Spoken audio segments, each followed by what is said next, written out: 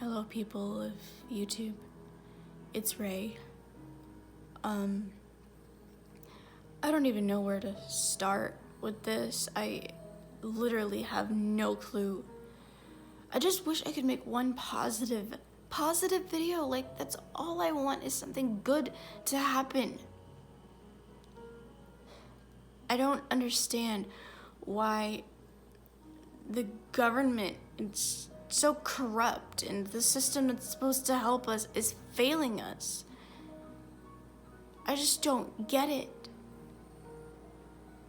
So my insurance company had a meeting the week before last, and then my care coordinator came and met with us and our therapist and said that she would have a plan by this past Friday. Well, she called me and said, "We don't have any updates. We don't have a plan."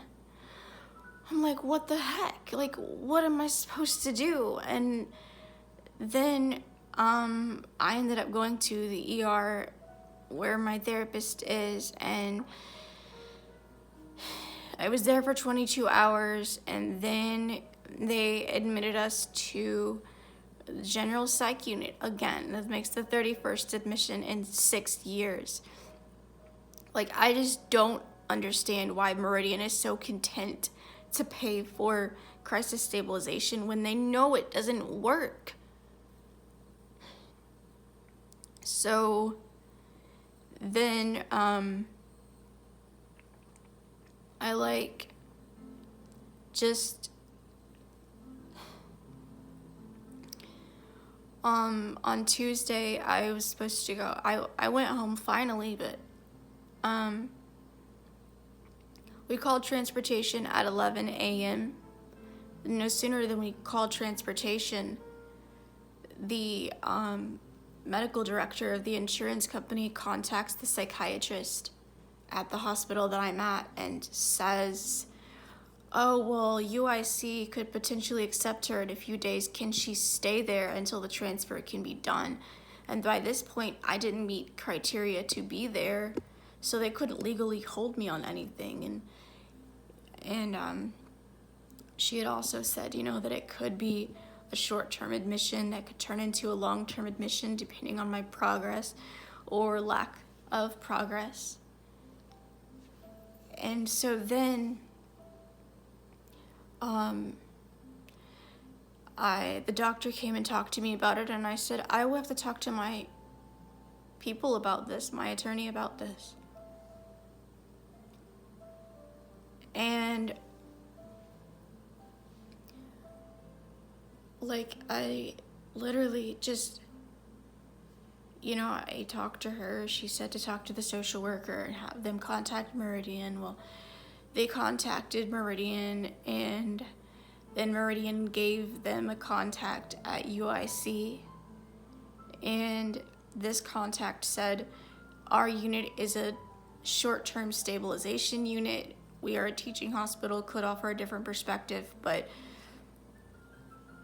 we don't even have any clinical information on her. We've heard of Ray, but we don't know anything. And then they said, we don't even know that her accommodations could be made.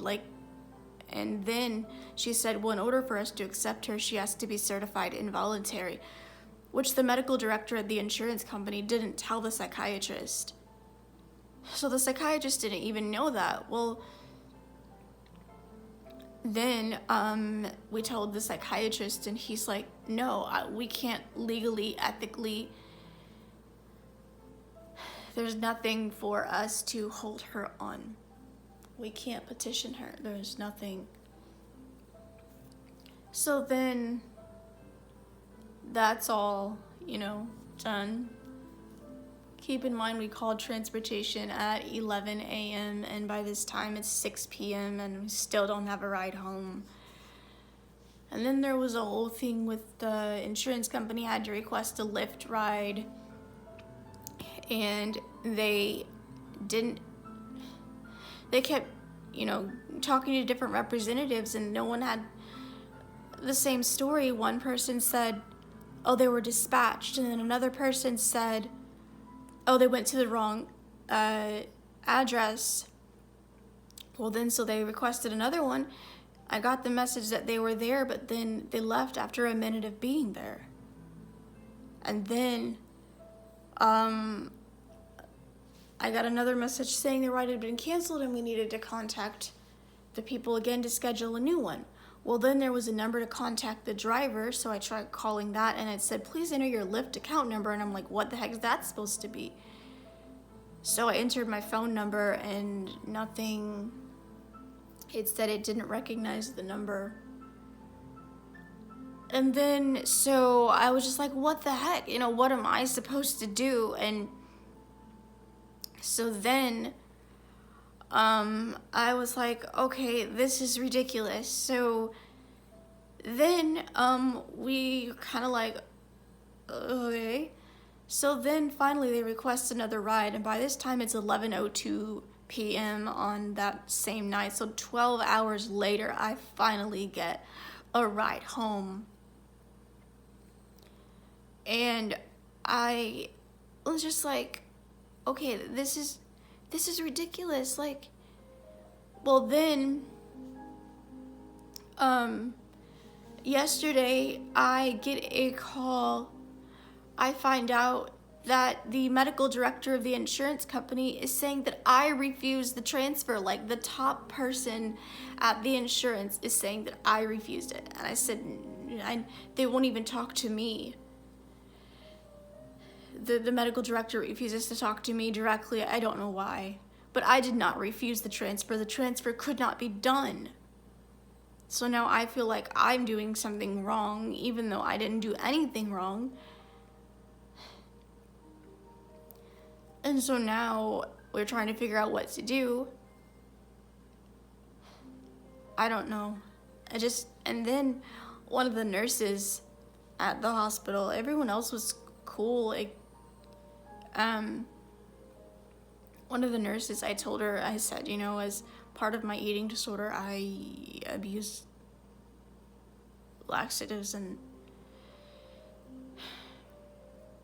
she said, well, what kind? I need to lose weight. I'm like, are you kidding me? Like, that is not okay. And I reported her to her manager. I'm just completely in shock as to what more I have to go through to get the treatment that I need, and it's just so frustrating.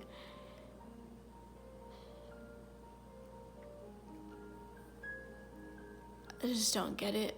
And I'm sorry again, guys, for this video. I don't know. Literally, I'm completely floorboarded. Thanks for watching.